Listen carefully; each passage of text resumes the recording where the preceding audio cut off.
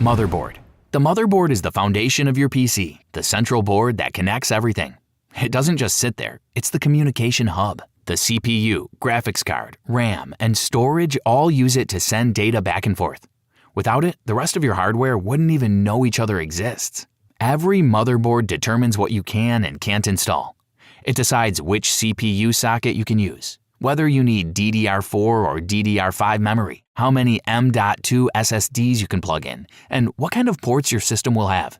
There are also different sizes or form factors, like ATX, Micro ATX, and Mini ITX. Bigger boards have more expansion slots and features. Smaller ones save space but limit upgrades. Here's where it gets tricky. Even if two motherboards look similar, they're not always compatible. An Intel CPU won't fit in an AMD socket, and DDR5 memory won't fit in a DDR4 slot. The little notch on the RAM or CPU socket is there for a reason, to stop you from forcing something in and breaking hundreds of dollars worth of parts. Here's a real example. You buy a $400 Intel i7 CPU, get home excited, and realize your motherboard has an AMD socket. Congratulations! You just bought a $400 paperweight. Or you grab DDR5 RAM because it's newer and faster. But your board only supports DDR4. That's another $100 wasted. The motherboard is the bouncer at the club. It decides who gets in and who doesn't. And unlike a real bouncer, it won't give you a warning before rejecting your parts. Prices vary depending on features. Entry-level boards start around $100. Mid-range ones with good power delivery and ports land near $200. And high-end models with Wi-Fi, reinforced PCIe slots, and fancy RGB lighting can push $400 or more. But in most builds, you don't need to overspend, unless you plan to overclock or need very specific ports. Think of your motherboard as the stage. It doesn't get the spotlight, but every performance depends on it working flawlessly. CPU, Central Processing Unit. The CPU is your computer's brain. Every click, every calculation, every frame in a game goes through the CPU. But unlike your brain, which has one consciousness doing everything, modern CPUs have multiple cores. Think of them as separate brains working in parallel. 4 cores? Fine for browsing and Netflix. 6 to 8 cores? Perfect for gaming and multitasking. 12 or more? That's for people rendering 4K video or running simulations. Clock speed, measured in gigahertz, tells you how fast each core thinks. Higher sounds better, but a new 4 GHz CPU will destroy an old 5 GHz one because newer chips are just smarter. But here's the catch. CPUs generate heat, a lot of it. Without proper cooling, they'll slow themselves down to avoid melting. That's called throttling. GPU, Graphics Processing Unit. This is the heart of visual performance. It's the component responsible for everything you see on your screen, from simple animations in your browser to the explosions in a high-end game or the 3D layers in editing software. While the CPU is a master of general tasks, the GPU specializes in parallel processing, running thousands of tiny calculations at once to handle complex visuals. That's why modern gaming, video editing, and AI tools depend so heavily on it. Integrated graphics come built into many CPUs. Good enough for office work, video playback, or light gaming. But if you want smooth 3D games or fast rendering, you need a dedicated graphics card. These range from entry-level cards like the GTX 1650 to powerhouses like the RTX 4090. Performance scales quickly, but so does price.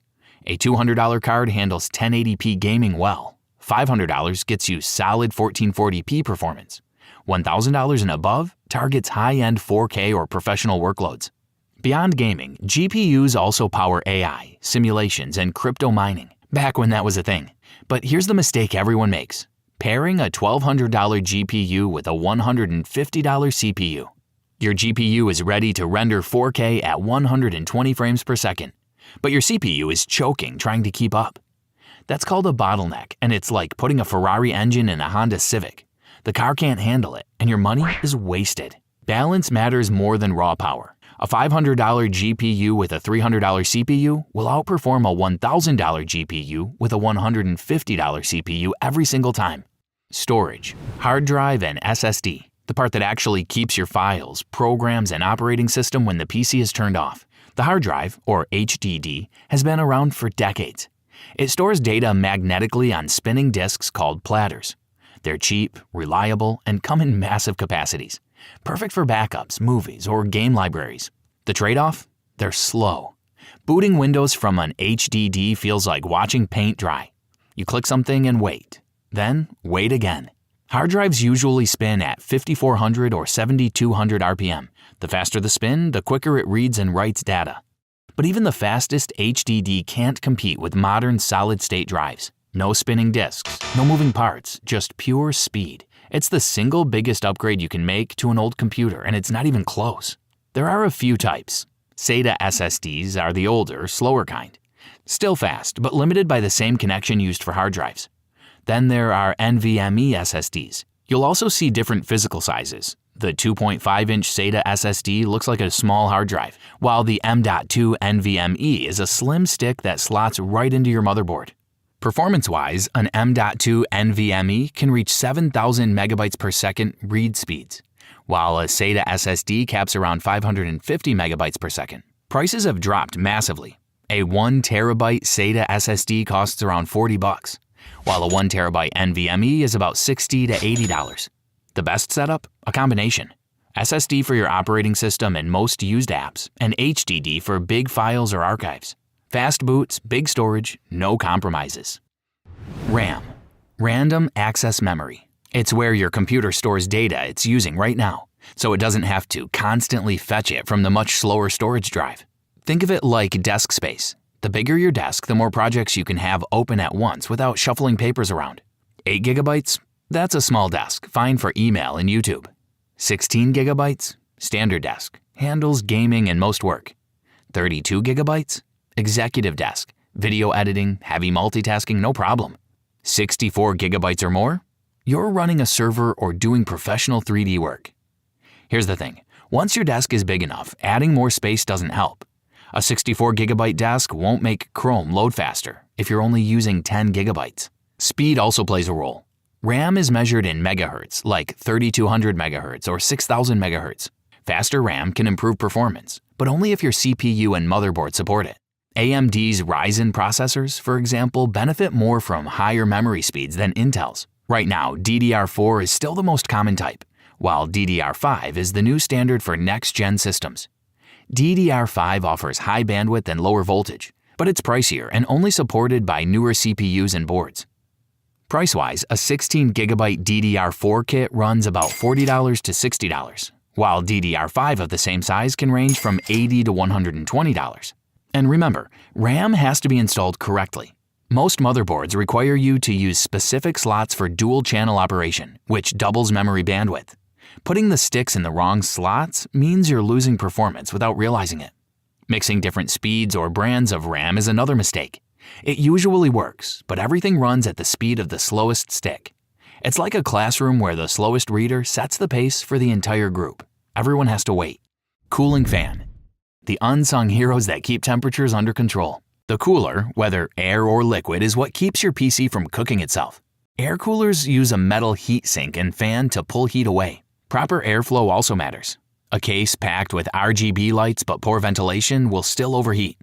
2 fans pulling air in and 1 pushing it out will do more for performance than any expensive liquid loop in a hot, cramped case. Fans come in different sizes, most commonly 120 millimeters and 140 millimeters.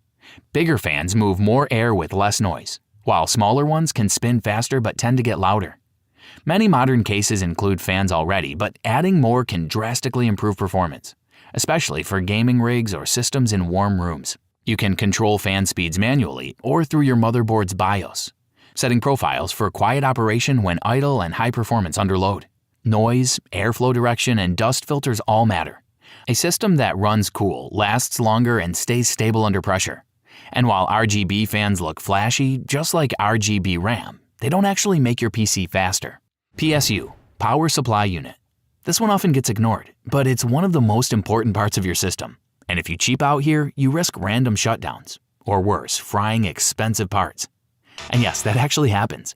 Cheap PSUs have been known to catch fire, send voltage spikes through motherboards, and turn $2,000 builds into paperweights.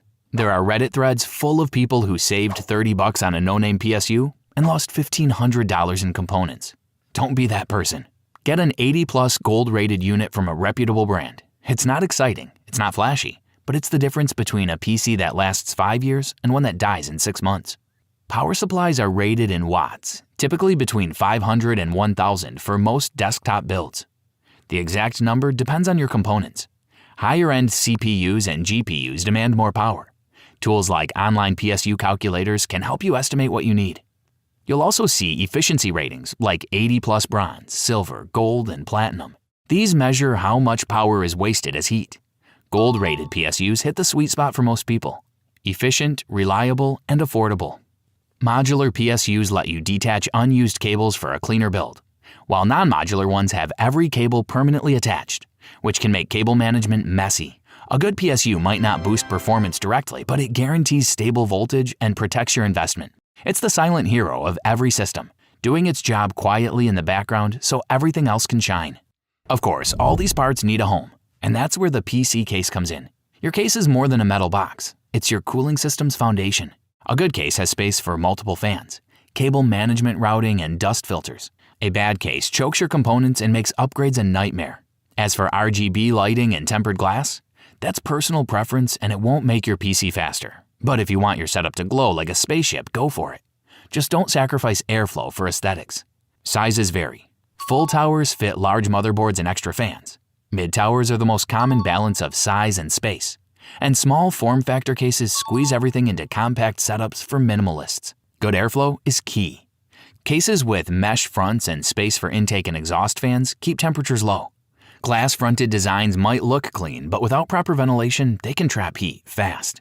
Cable management matters too. A case with hidden routing paths and tie-down points keeps things tidy and improves airflow. It's the kind of small detail that makes building and maintaining your PC much easier. As for looks, RGB lighting, tempered glass, and clean aesthetics are popular, but they add no real performance. It's entirely about taste. Some builders want their case to glow like a gaming spaceship. Others prefer a quiet, professional setup. Both are valid. A solid mid-range case runs around $80 to $120, while budget options start near $50. Just make sure it fits your components and has decent cooling potential. Form should follow function, always. So there you have it. Every major component explained simply. When you put all these parts together, you don't just have random hardware. You have a living system. The motherboard connects everything, the CPU thinks, the GPU renders, the storage keeps your files, the RAM holds active tasks, the power supply powers it all, and the case and fan keep it cool. Now, if you're ready to actually buy these parts and want to skip the endless review rabbit hole, I've got you covered. In the description below, I've linked to the best rated components in every category, updated with current prices and products so you're not looking at recommendations from 6 months ago, when half the stuff is out of stock or overpriced. Click any of those links, and if you end up buying something, anything, doesn't even have to be a PC part. It helps support the channel at no extra cost to you. I also added a link to the best pre-built PCs if you'd rather skip the building process entirely. It's a fun experience once, but not everyone wants to spend 3 hours cable managing. Now here's the thing. You just learned what's inside your PC, but there's one component we didn't dive into, your monitor. Because what's the point of building a beast of a PC if you're staring at a screen that can't keep up? That's exactly what we're covering next. All the panel tech explained in plain language. Click the video on screen right now, and I'll see you there.